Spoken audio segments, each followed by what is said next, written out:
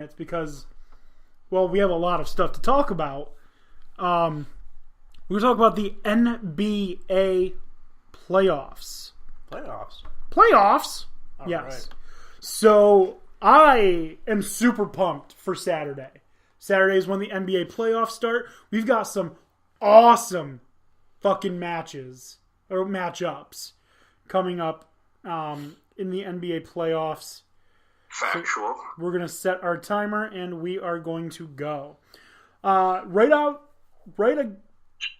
What's the good right from the rip, right out the gate? I don't know. Whatever phrase you like to say, right from the jump.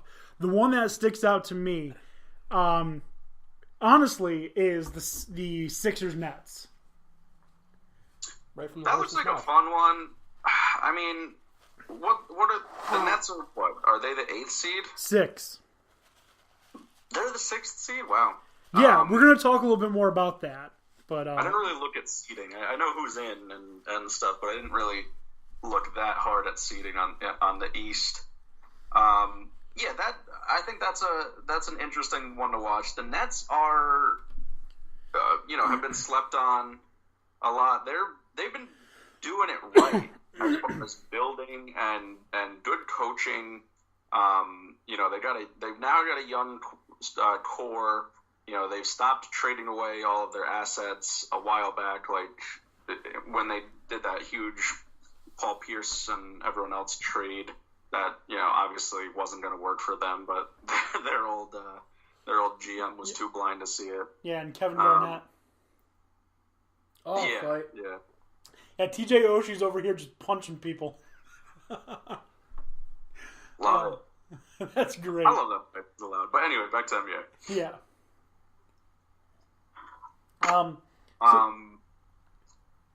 If I'm gonna pick a matchup off the bat that I'm excited for, stick with the Eastern Conference first. We'll stick in the Eastern Conference, and then we'll go on to the West. Okay?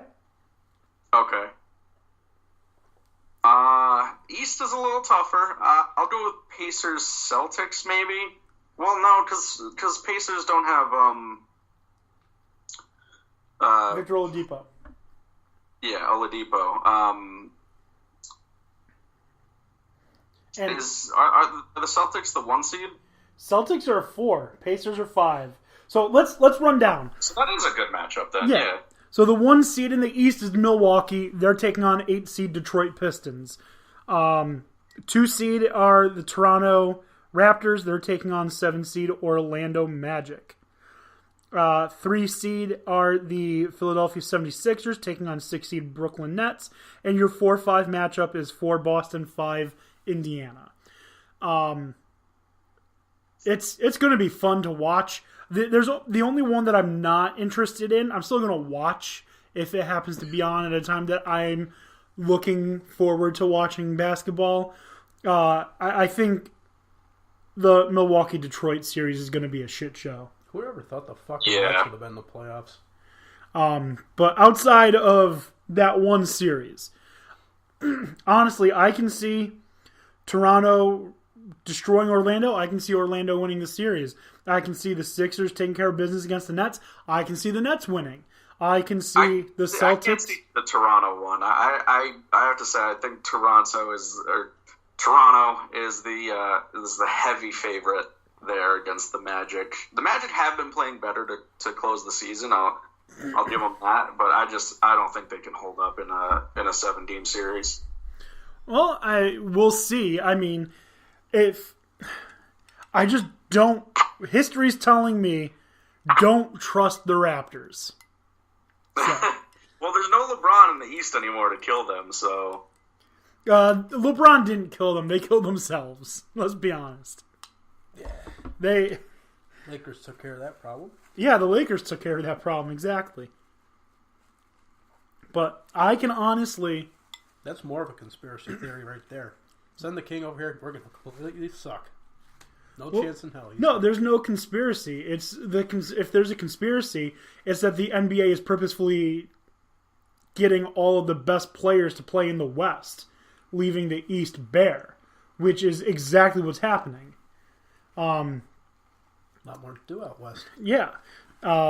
So I don't think there's really any conspiracy, but the East is so shitty outside of the Milwaukee Bucks.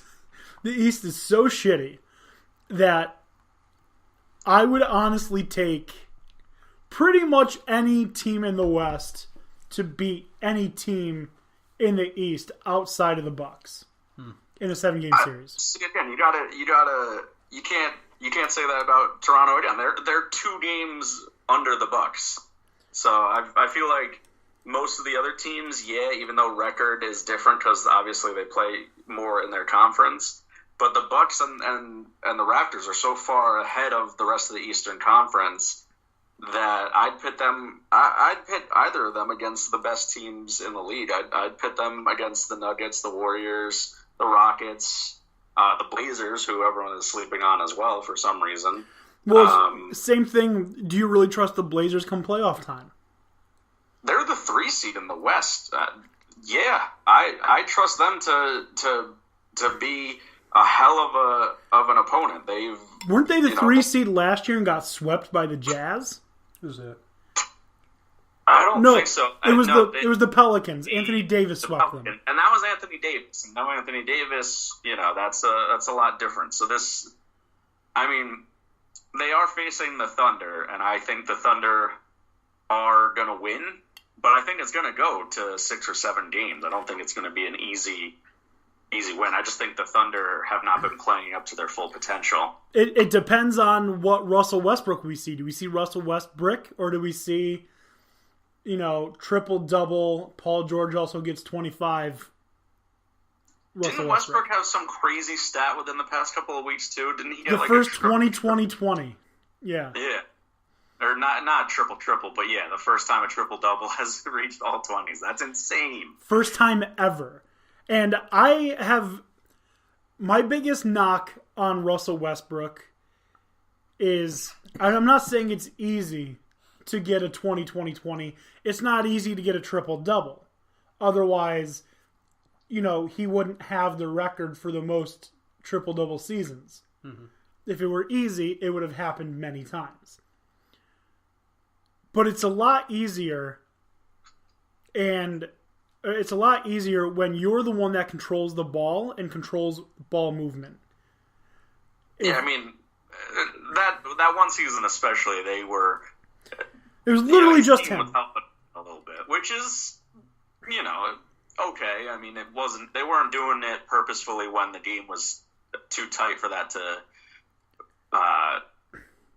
be something worth risking, but there were times that he was getting defensive rebounds that a big man would have certainly gotten first. Steven Adams looked so uninterested in playing basketball when trying to help him get his triple-double, which, I mean, you do what you got to do.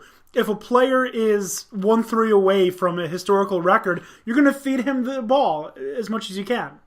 That's just what good teammates.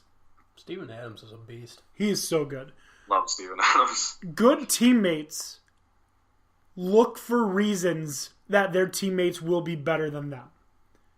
That it's always been my mantra. If you want to be a good teammate, you have to either elevate people below you, or you have to accentuate people above you.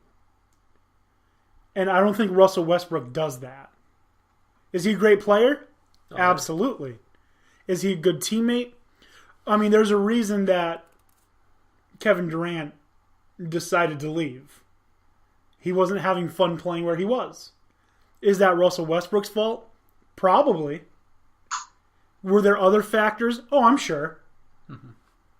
But I don't think Russell Westbrook is a good teammate.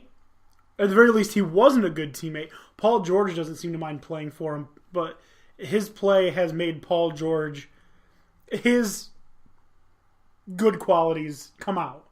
I'm not saying he's making Paul George a better player, because Paul George has been, at least in the conversation for elite, since before he was with the Thunder. Would you say Paul George is an elite player? Yeah, he's an all-star. Is he a superstar? There have been times where I would have said yes. Right now, I don't know. I feel like you have to say yes right now. He's, in my opinion, the front runner for MVP. Mm-hmm. So, well, yeah. Let me give credit where it's due. He's now, when everyone was making fun of that Gatorade commercial for him hitting the last shot, he's now hitting last shots. So yeah, I'll give it to him. Yeah, I remember we trashed the shit out of him for that commercial. Tony loved talking shit about Paul George. That he probably had like a 20-minute segment one night on the show just about that. But no, Paul George. Okay, so it seems to me like Paul George has evolved, if that might be a good word to use, because the difference between Paul George in Indiana and Paul George in Oklahoma City. In Indiana, Paul George had to be the leader. Paul George had to be the go-to player, which leader and go-to player aren't always the same. Mm-hmm. I mean, I would say, for a good example of where it can be different, no, I wouldn't. Just sticking in the same sport, I would say the leader of the Spurs was Tim Duncan. But if I had to have a player that I needed to draw up a play for, it was Tony Parker. Yeah. Actually, the Giants comparison really wouldn't work out because Saquon was the go-to guy and also the guy to... yeah, he's their new leader. Both. Yeah. The other guy got traded. Yeah. End of story. Yeah. Anyways, so he doesn't have to be the leader. He doesn't have to be the go-to guy. And because that weight has been taken off his back, he's playing less tight. He's playing more fluid. He looks like he's having more fun. And he's shut the hell up. like that, to me, is the biggest thing. That's the biggest piece. Shut the hell up and just let his play do the talking for him. Yep. And what are we seeing from that? We're seeing a Hall of Fame caliber player. When Paul George just, to use the Patriots mantra, shut up and do your job. Yeah. So, if it could only all be that simple. But if only it could. Well, I mean, if he keeps playing the way he's playing, it will be that simple. And he must have realized that that's the situation that he should be in, because he was so gung-ho about I'm going to be a Laker, I'm going to be a Laker, I'm going to be a Laker. He gets traded to the Thunder. His contract is up. I'm going to re-sign with the Thunder. So, yeah, that's fair. Obviously, he realized that with the Lakers, he would have to be the man, because this was before LeBron went there. Now, he gets to just be the guy who happens to be the guy, not the forced guy. So, Paul George... the Leafs have scored again. And at the end of that... Did they? Yep. At the end of that equation you just drew up? Sorry, that was a highlight. It looked like it was a replay, but it was just the start of the second. Yeah. My bad. Still 1-1. The end of that equation you had? Yeah. You got Becky Lynch as the man and Roman Reigns as a big dog. That's what that all footed down to. Yeah, apparently. So anyways, that is the NBA tangent. At least this tangent was NBA related. I honestly don't see any other team I want on there except for give me Golden State again. We'll get to that in just a minute. But the East is wide open for the taking until you get to the finals. Because I know, Dan O'Shea, you and I are going to vastly disagree on things, but I don't think the Raptors are as much of a lock to get to the finals as you seem to. So that being said, let's go. Maybe not. I don't think they're going to the actual finals. If you mean the Eastern Conference finals, I again wouldn't say they're a lock, but I think they have I think they're definitely getting through the first round. All right, so we'll go we'll go matchup